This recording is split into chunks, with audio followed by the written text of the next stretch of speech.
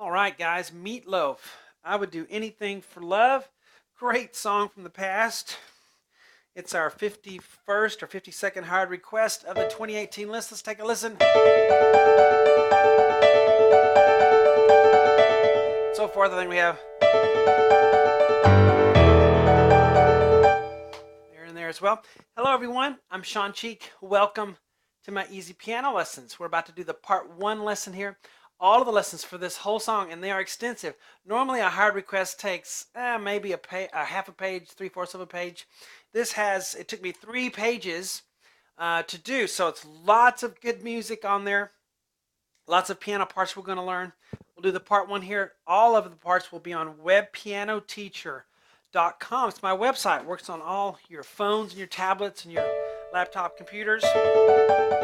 I have thousands of lessons on there. I've been making lessons for 12 years since YouTube started, and now we have well over 5,000 video lessons. I've been teaching for over 30 years, so lots of a wealth of information and a lifetime of lessons on there for you. But let's get to this lesson series here. We're going to start with right hand D, E, and A on the thumb.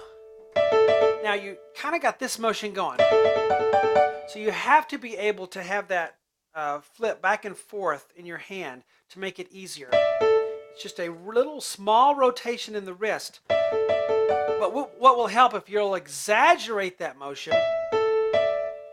overdo it, and when you go to play it, it'll be small and it'll be easy. So if you'll overdo it, kind of exaggerate that motion, that's my recommendation to you for the technique on playing this part. And then D, F sharp with 2 and 4 back to the A.